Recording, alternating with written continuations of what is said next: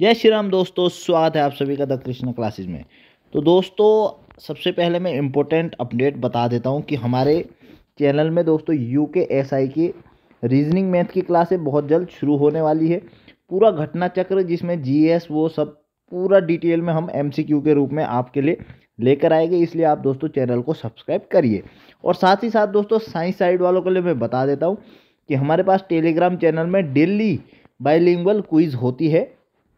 तो आप Telegram channel description box में जाके क्या कर दीजिए, ज्वाइन कर दीजिए। ठीक है दोस्तों, ये तो रही क्या अपडेट GS वालों के लिए भी और साइंस वालों के लिए भी। लेकिन अब बात करते हैं हम दोस्तों विषाणु जनित रोग पर। ठीक है, तो विषाणु जनित रोग पे दोस्तों हम नोट्स पढ़ेंगे, उसके बाद हम इसके MCQ करेंगे। ठीक है, तो शुरू करते हैं। विषाणु शब्द की उत्पत्ति लैटिन शब्द वायरस से हुई है, जिसका शाब्दिक अर्थ विष प्लस अणु है। ये अकोश के अति सूक्ष्म जीव है जो केवल जीवित कोशिका में ही वंश वृद्धि कर सकते हैं। ठीक है, तो किस में कर सकते हैं? जीवित को है। रासायनिक दृष्टि से ये प्रोटीन आवरण से घिरे न्यूक्लिक अम्ल के खंड है।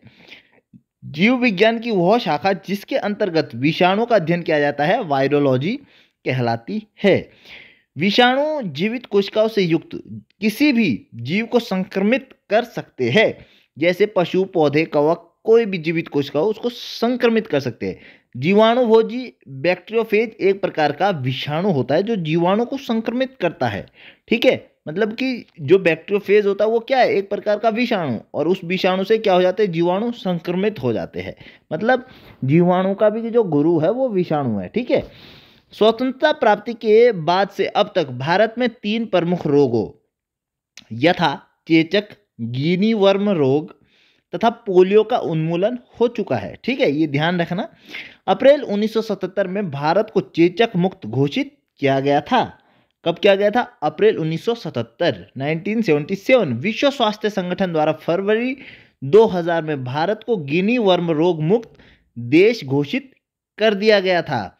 27 मार्च 2014 को भारत को आधिकारिक तौर पर पोलियो मुक्त देश का दर्जा प्रदान किया गया। तो इन तीनों देश से जो रोग है, इन तीनों से देश क्या हो चुका है? मुक्त हो चुका है। और इनकी डेट आप ध्यान रखेगा, 77 में चेचक हुआ था और 2014 में पोलियो। ये इंपॉर्टेंट है दोस्तों। ठीक है, चेचक वेरियोला नामक विषाणु से होता है जो कि ऑर्थोपॉक्स वायरस परिवार का सदस्य है।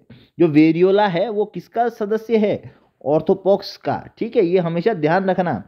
यह एक अत्यंत ही संक्रामक रोग है जिसके विषाणु रोगी की त्वचा, थूक, वायु, वस्त्र इत्यादि से फैलते हैं। ठीक है, आगे बढ़ेंगे नेक्स्ट। अब वही बीच में क्या करना है आपको दोस्तों? नाम लिखना है। मैं ए से डिनोट कर रहा हूं जैसे। उसके बाद इसके बारे में कैरेक्टर, इसका नाम, किस फैमिली से है, इसका वायरस, जो भी है पूरा लिखना है चारों तरफ से। ये दोस्तों शॉर्ट नोट से बहुत अच्छे से बनेंगे। ठीक है, या फिर बहुत सारे आप जैसे इस तरह से भी लिख सकते हैं। मैं डिनोट करता हूँ अभी एक पेज में ABC करके, 3 से ज़्यादा नहीं आएंगे। फिर इनके बारे में क्या है पूरे पॉइंट आप इस तरह से भी लिख सकते हैं। ठीक है, जो आपको सही लगता है दोस्तों उस तरह से आप लिख सकते हैं। ठीक है, पोलियो के बारे में। पोलियो एक क्या है? संक्रामक रोग है जो कि पोलियोमेलाइटिस विषाणु द्वारा होता है। ठीक है, इसमें रोग कारक जीव का संचरण दूषित भोजन तथा जल द्वारा होता है एवं इसमें प्रभावित होने वाला अंग तंत्रिका तंत्र है। ध्यान रखना, तंत्रिका तंत्र प्रभावित होता है दोस्तों पोलियो से। और पोलियो मेलाइटिस या विषाणु मस्तिष्क तथा मेरुरज्जु में पहुंचकर तंत्रिका ऊतकों को नष्ट कर देता है। परिणाम स्वरूप मस्तिष्क पेशियों को कार्य करने को जो निर्देश देता है उसे तंत्रिकाएं उन तक पहुंचाने में अक्षम हो जाती है। पक्षघात पैरालिसिस हो जाता है। ठीक है, ये हमेशा ध्यान रखना दोस्तों। पोलियो के टीके की खोज सर्वप्रथम जॉनस सॉल्क ने, किसने की थी दोस्तों? टीके की खोज, पोलियो के टीके की खोज जॉनस सॉल्क ने 1952 में की। बाद में अल्बर्ट साबिन ने ओरल पोलियो वैक्सीन विकसित किया जो पोलियो रोग के रोकथाम में सहायक सिद्ध हुआ। पोलियो बच्चों में होने वाला एक घातक संक्रामक रोग है जिससे ये विकलांग हो जाते हैं। भारत सरकार ने हाल ही के बाद दोस्तों में ट्राइवैलेंट ओरल पोलियो वैक्सीन के स्थान पर देश में बाइवैलेंट वैक्सीन प्रयोग करने का निर्णय किया है। ट्राइवेलेंट वैक्सीन में 3 प्रकार के पोलियो विषाणु टाइप 1, 2, 3 से लड़ने की क्षमता थी। चूंकि वर्ष 1999 के बाद विश्व में कहीं भी टाइप 2 विषाणु नहीं पाया गया, पूरे विश्व में ही नहीं पाया गया, तो इसलिए इसकी वैक्सीन देना जरूरी नहीं समझा। ठीक है। अब है दोस्तों राइनो वायरस। रोगाणु सामान्य जुकाम के लिए उत्तरदायी सबसे प्रमुख कारक है, जबकि कोरोना वायरस भी जुकाम के लिए उत्तरदायी एक प्रमुख कारक है। वर्ष 2019 में कोरोना वायरस की एक नवीनतम प्रकार नोवेल कोरोना वायरस सारस की खोज हुई, जो कि कोविड-19 नामक वैश्विक महामारी का कारण है। ठीक है। कोरोना वायरस दोस्तों, इसके बारे में जरूर पढ़ना, बहुत इंपॉर्टेंट है। कोरोना वायरस से संबंधित अन्य प्रमुख बीमारी सार्स, मर्स, ठीक है, जुकाम एक संक्रामक रोग है जो छींक, वायु इत्यादि के माध्यम से फैलता है तथा इसमें रोगी को सिरदर्द, हल्का ज्वर एवं आंख नाक से पानी निकलता है। अब दोस्तों यहाँ पे कोविड-19 में प्रभावीकारी कुछ प्रमुख वैक्सीन इंपॉर्टेंट है दोस्तों। ये इन वैक्सीन के नाम इंपॉर्टेंट है दोस्तों, और इसमें से दोस्तों स्पुतनिक लाइट, ये ध्यान रखना, स्पुतनिक वी और कोविशील्ड, कोवैक्सीन, इसको ध्यान रखना दोस्तों, ये इंपॉर्टेंट है।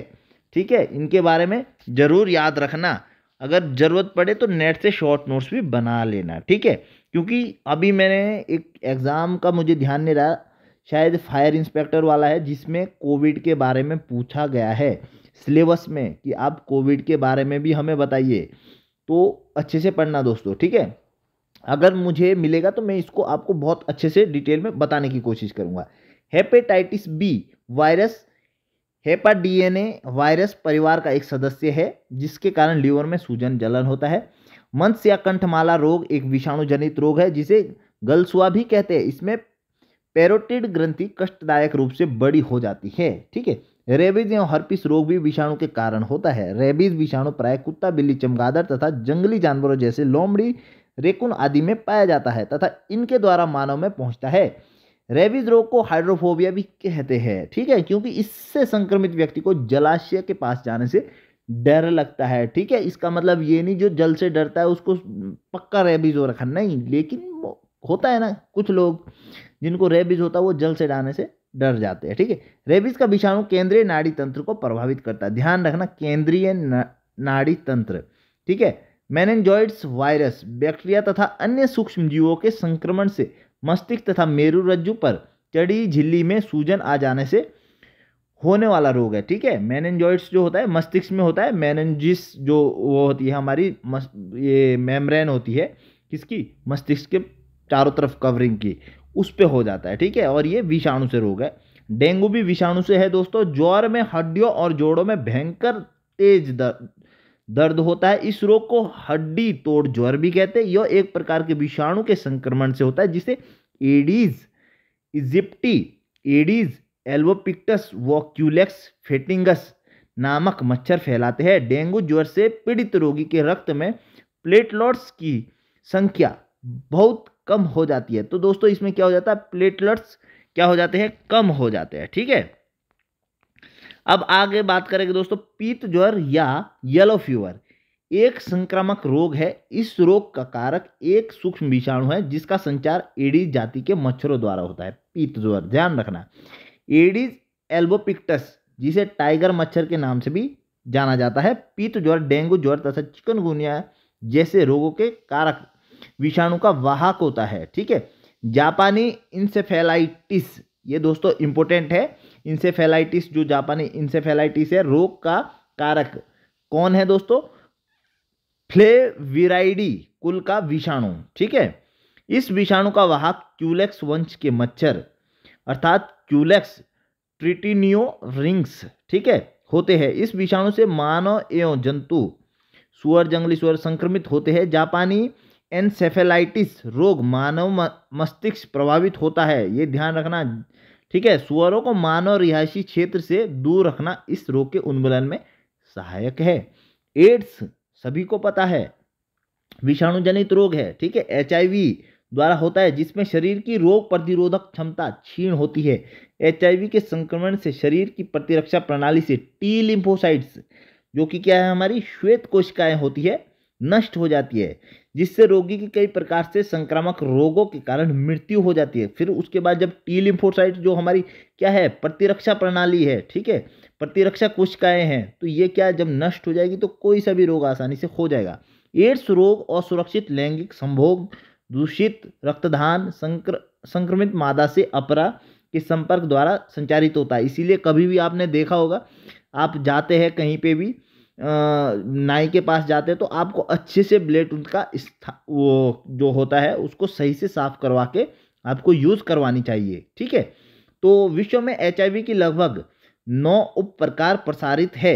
भारत में एचआईवी का सी उप प्रकार प्रभावी है, ठीक है। तो एचआईवी के बारे में है दोस्तों, चार्ल्स गेलो ने HTLV थर्ड नामक एड्स रोग के कारक की खोज की। एड्स रोग की पहचान के लिए वेस्टर्न ब्लॉट एवं एलिजा परीक्षण किया जाता है। प्रतिवर्ष विश्व एड्स दिवस 1 दिसंबर को मनाया जाता है। जब कोई रोग किसी विशेष क्षेत्र या जनसंख्या में स्थायी रूप से विद्यमान रहता है तो ऐसी स्थिति अनडेमिक कहलाती है। जब कोई संक्रामक रोग किसी निश्चित जनसंख्या में बड़ी संख्या में लोगों में कम समय से में तेजी से फैलता है तो ऐसी स्थिति एपिडेमिक कहलाती है। एपिडेमिक स्थिति का ही विश्व के वृहद क्षेत्र में विस्तार क्या कहलाता है, पेंडेमिक कहलाता है।